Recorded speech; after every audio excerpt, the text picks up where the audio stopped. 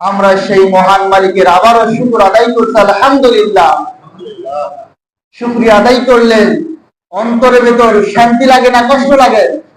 শান্তি। বান্দা যত শুকর গুজার হবে আল্লাহ তাআলা ওই বান্দার অন্তরে তত শান্তি দান করবে। সুবহানাল্লাহ। আমরা শান্তি চাই, সুখ চাই, সমৃদ্ধি চাই। আল্লাহুম্মা আমিন। দরুদ ও সালাম পেশ করছি আমার আপনার নবী সাইয়্যিদুল মুরসালিন খাতামুন নবিয়্যিন জনাবে মুহাম্মদুর রাসূলুল্লাহ সাল্লাল্লাহু আলাইহি ওয়াসাল্লামের প্রতি। সম্মানিত মুআজ্জাজ মুহতারাম, আজকে জুমার সংক্ষিপ্ত আলোচনার বিষয় হলো রমজান বিদায়ের বেদনা ও আত্মসমালোচনা।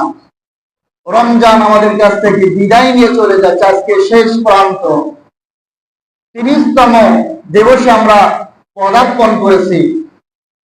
আজকে সন্ধ্যায় ইনশাআল্লাহ তাআলা সওয়ালের চাঁদ উদিত হবে এবং আগামীকাল মুসলমানদের পবিত্র ধর্মীয় উৎসব ঈদ উল ফিতর পালন করা হবে ইনশাআল্লাহ তাআলা। আল্লাহ তাআলা সবাইকে কবুল করুন। আল্লাহুম্মা আমিন। তাকাব্বালাল্লাহু মিন্না ওয়া মিনকুম। দোয়া করতে আল্লাহ, আমি যে আমল করেছি আমার এবং আমার সাথে যে মুসলিম ভাতৃদ্বয় যারা আমল করেছে আমার এবং আপনার আমল আল্লাহ তাআলা কবুল করুন। আল্লাহুম্মা আমিন। আমি আমার আমল কবুলের দোয়া করতেছি, দোয়া কবুল হতেও পারে নাও পারে, কিন্তু যখনই বলবো আল্লাহ আমার ভাইয়ের আমলকে আপনি কবুল করেন, তখন ফেরেশতা সঙ্গে সঙ্গে আমার কণ্ঠের সাথে কণ্ঠ মিলিয়ে বলে আল্লাহ এই বান্দা যখন অপর ভাইয়ের আমল কবুলের দোয়া করে এখন সর্বপ্রথম এই বান্দার আমলকে কবুল করে। আল্লাহুম্মা আমিন। সেই জন্য নিজের জন্য দোয়া করব, পাশাপাশি অপর ভাইদের দোয়া করব ইনশাআল্লাহ তাআলা। রাজি আছি ইনশাআল্লাহ। আল্লাহ তাআলা পবিত্র কোরআনের 30 পারার মধ্যে ঘোষণা করেছেন قد أفلح من تزكى وذكر اسم ربك فصلى بل تؤثرون الحياة الدنيا والآخرة خير وأبقى। الله أكبر। আল্লাহ তাআলা বলেন সফল তো ওই বান্দা যে বান্দা আত্মশুদ্ধি করেছে এবং আল্লাহর নাম স্মরণ করেছে আর সালাত আদায় করেছে।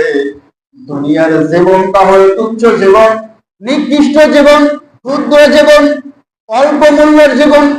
আখিরাতের জীবন হলো সর্বশ্রেষ্ঠ জীবন। যে ব্যক্তি ওই সর্বশ্রেষ্ঠ জীবনের জন্য আমল করে সেই বুদ্ধিমান।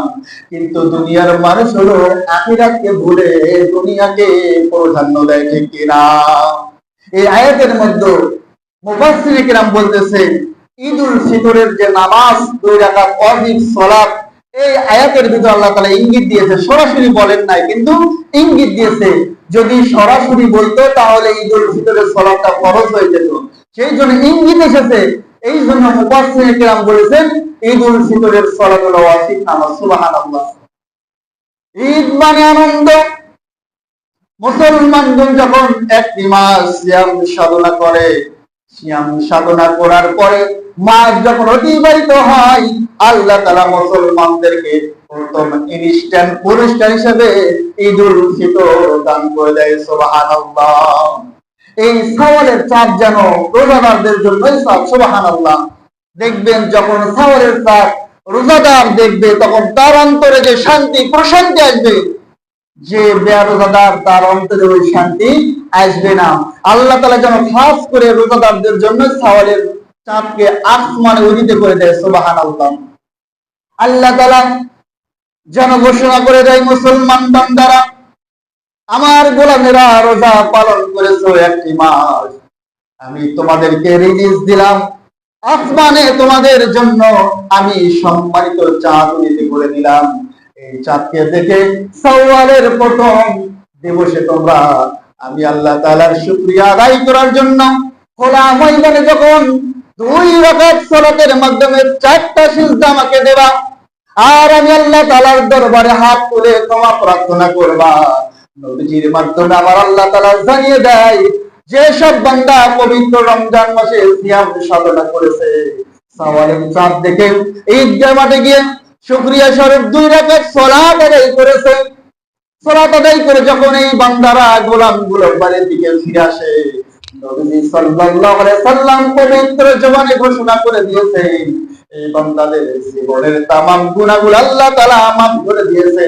এই বান্দাদের দৃষ্টান্ত হলো ওই রকম যেদিন মায়ের গর্ভ থেকে ভূমিষ্ঠ হয়েছে একজন শিশু যখন জন্মগ্রহণ করে, ওই শিশু হোক কাফিরের ঘরে জন্মগ্রহণ করুক আর মুসলমানের ঘরে জন্মগ্রহণ করুক, এই শিশুর জীবনে কোনো গুনাহ থাকে না। এই শিশুটা যখন পবিত্র অবস্থায় জন্মগ্রহণ করে, ঈদগাহ মাঠে যখন ঈদের সালাত আদায় করে বান্দা যখন ফিরে আসে, নবীজি বলে দেয় ওই ভূমিষ্ঠ হওয়া শিশুর মতো এই রোজাদার বান্দাদের জীবনের গুনাহ মাফ করে আল্লাহ তাআলা নিষ্পাপ করে বাড়িতে ফিরে দেয়। সুবহানাল্লাহ। তাহলে আমার আপনার এই আশা আকাঙ্ক্ষা অন্তরের ভিতর লালন করতে হবে যে আল্লাহ তাআলা ঈদ কেন আমাকে আপনাকে দিল। সম্মানিত মুআজ্জাজ মুহতারাম, রমজান বিদায় নিয়ে যাচ্ছে, এটা আমাদের জন্য মুমিনদের জন্য কষ্টের বেদনা, ঠিক কিনা? প্রিয় জিনিস যদি হাত ছাড়া হয়ে যায়, কোন ব্যক্তি কি এটা কি বিদায় দিতে চায়? সে চায় আমার কাছে আরো কিছুদিন থাকুক, কিন্তু যে জিনিসটা প্রিয় নয় সেই জিনিসটা যদি হারিয়ে যায় ওই বান্দার কোনো কষ্ট হয় না। রমজান মাস বিদায় নিচ্ছে, মুমিনের অন্তরে বেদনা, কষ্ট, ঠিক কিনা? যে যদি আরো 5 দিন 10 দিন থাকতো, আমরা সিয়াম সাধনা আরো বেশি করে করতাম, আল্লাহর দরবারে আমার আপনার মাকামটা বৃদ্ধি হয়ে যেত। সুবহানাল্লাহ। সেই জন্য সমালোচনা করতে হবে, আত্মসমালোচনা। যে একটি মাস সিয়াম সাধনা করলাম, আমার অন্তরের পরিশুদ্ধি কেমন হলো? আল্লাহ তাআলা আয়াতের মধ্যে ঘোষণা করে দিয়েছেন, সকল ওই বান্দা যারা তারা পরিশুদ্ধ হয়েছে আর সালাতের মাধ্যমে আমার আল্লাহ তাআলার শুকরিয়া আদায় করে। সুবহানাল্লাহ। এখন প্রশ্ন হলো, রমজান মাস চলে যাচ্ছে, সালাত কি আমরা আবার ছেড়ে দেব? কথা বলি, আবার ছেড়ে দেওয়া যাবে না। রমজান শেষ, সালাত শেষ, রোজাও শেষ, এটা না। রমজান মুমিনের কাছ থেকে চলে গেলেও মুমিন রমজানকে কখনো বিদায় দেয় না। মুমিন সব সময় রোজার প্র্যাকটিস করে, সালাত সারা বছর সে 5 ওয়াক্ত সালাত আদায় করে। সূরা আল-আর এই আয়াতের মধ্যে মুফাসসিরিন কিরাম বলছেন, এই সালাত শুকরিয়া আল্লাহর নাম আদায়ের জন্য বলা হয়েছে, 5 ওয়াক্ত সালাতকে বলা হয়েছে, যারা দৈনন্দিন 5 ওয়াক্ত সালাত আদায় করে। সেই জন্য মুমিনের কোয়ালিফিকেশন হলো রমজানে যেমন নিয়মতান্ত্রিক সালাত আদায় করেছে, এই রমজান যাওয়ার পরে 5 ওয়াক্ত সালাত এইভাবে আদায় করতে হবে ইনশাআল্লাহ তাআলা। আমার বিনীত অনুরোধ থাকবে, আমরা রমজানে যেমন মসজিদ ভরে ফেলেছি, মসজিদ একসাথে সিজদা করেছি, রমজান চলে যাওয়ার পরে এই সিজদাকে আমরা বন্ধ করব না। আমাদের সবাইকে আল্লাহ তাআলা যেন রমজান মাসের মতো অপর মাসেও মসজিদে এসে আল্লাহর চরণে সিজদা দেওয়ার তৌফিক দান করেন। আল্লাহুম্মা আমিন। রাজি আছি ইনশাআল্লাহ? আল্লাহ কবুল করে। আল্লাহুম্মা আমিন। রমজান যাওয়ার পরে যখন দেখবেন রোগীকে ডাক্তারের কাছে ভর্তি রাখা হয়, চিকিৎসা দেওয়া হয়, ডাক্তার যখন বুঝতে পারে যে রোগী এখন কি শারীরিকভাবে সুস্থ, এখন হাসপাতালে রাখার আর দরকার নাই, সেই জন্য কি দেয়? হাসপাতালে মেডিকেল থেকে রিলিজ দেয়। কি দেয়? রিলিজ দেয় যে আপনি চলে যান, তবে আপনাকে একটা প্রেসক্রিপশন দিচ্ছি, এই প্রেসক্রিপশনে কিছু ঔষধ লেখা আছে, এগুলো নিয়ম করে খাবেন, তাহলে আপনার যে রোগ ছিল এই রোগ আর হবে না। কিন্তু কোন রোগী যদি এসে মনে করে যে সুস্থ হয়েছি, প্রেসক্রিপশন নেওয়ার দরকার নাই, আমি আমার মতো চলি, এই রোগী কি সুস্থ থাকবে না আবার আগের মতো অসুস্থ হয়ে যাবে? আগের মতো অসুস্থ হয়ে যাবে। আর যে বান্দা, যে রোগী বলে যে আমি সুস্থ হয়েছি, ডাক্তার যে নিয়ম মানতে বলেছে, আমি মেডিকেল হাসপাতালে নিয়ম মেনেছি, এখন এসেছি যে নির্দেশিকা আমাকে দিয়েছে এই নিয়ম অনুসারে আমি চলবো, দেখবেন এই রোগী আর অসুস্থ হবে না।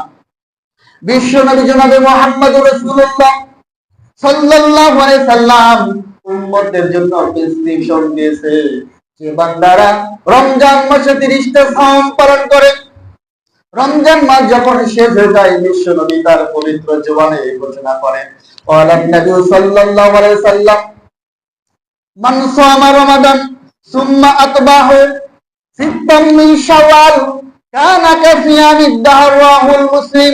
মুসলিম শরীফের হাদিসের মধ্যে বিশ্ব নবী ঘোষণা করে যান, রমজান মাস যখন আসে, কোন বান্দা রমজানের রোজা পালন করে, তারপর রোজা যখন চলে যায়, সিত্তাম মিন শাওয়াল শাওয়াল মাসের 6টা রোজা পালন করে। কানা কাসিয়ামিদ দাহার, নবীজি বলেন কেমন জানি এই বান্দা সারা বছর রোজা পালন করলো। সুবহানাল্লাহ। তাহলে 30টা রমজানের রোজা পালন করলো, শাওয়ালের 6টা রোজা পালন করলো, নবীজি বলেন এই বান্দা যেন সারা বছরই রোজা পালন করলো। সুবহানাল্লাহ। কোরআনের মধ্যে আল্লাহ ঘোষণা করে দেন, যখন আমার উম্মত, আমার গোলাম, আমার বান্দা একটা আমল করবে, সালাহু আশরা আমসালা, আমি তার জন্য 10টা নেকি লিখে দেই। সুবহানাল্লাহ। নেক আমল কয়টা? একটা। সওয়াব কয়টা? 10টা। তাহলে 30টা রোজা যদি একটা রোজার বিনিময়ে 10টা নেকি হয়, তাহলে 30 দিয়ে 10কে গুণ দিলে কত হয়? 300টা। আর 6টা রোজা যদি শাওয়ালের করেন, তাহলে 6টা যদি 10 দিয়ে গুণ দেওয়া হয়, 6 10 60, 300 যোগ 60 কত হলো? 360। একটা বছরের দিনে হলো 360। কয় দিন? 360। প্রশ্ন আসতে পারে 365, সেটা বাংলা এবং ইংরেজিতে খ্রিস্টাব্দে হয়। আরবিতে 28, 29 আর 30 মাস গুণে দেখবেন 360 দিনে কি হয়ে যায়? বছর হয়ে যায়। তাহলে কেউ যদি রমজানের পর 6টা সাওম পালন করে, এই বান্দা যেন সারা বছর রোজা পালন করলো, আল্লাহ তাআলা এই সওয়াব দান করেন। সুবহানাল্লাহ। আল্লাহ তাআলা আমাকে সহ আপনাদের সবাইকে রমজানের পর একটি মাস, শাওয়াল পুরো মাস মিলে আপনি লাগাতার 6টাও করতে পারেন, বাদ দিয়ে পুরো মাসে 6টাও করতে পারেন। আল্লাহ তাআলা কবুল করুন। আল্লাহুম্মা আমিন। তবে দুঃখের বিষয় হলো সত্য, আমরা একটি মাস যে রোজা করতে কষ্ট না হয়, সেই 6টা নফল রোজায় তার সাথে বেশি কষ্ট, ঠিক কি না? কারণ রমজান মাস ফরজ, আমরা সবাই একসাথে পালন করি, কষ্ট মনে হয় না। কিন্তু এই সিয়াম 6টা অনেক বেশি কষ্ট মনে হয়, কিন্তু যারা নিয়মিত পালন করে তাদের কাছে কষ্ট নয়। বিশেষ করে আমার মা বোনেরা দেখবেন, তারা বিশেষ করে এই নফল রোজা বেশি আদায় করে। আমাদের মা বোনরাও আদায় করবে, আমরাও আদায় করবো ইনশাআল্লাহ তাআলা। আল্লাহ কবুল করুন। আল্লাহুম্মা আমিন। সম্মানিত উপস্থিতি, রমজান মাস বিদায় নিয়ে চলে যাচ্ছে।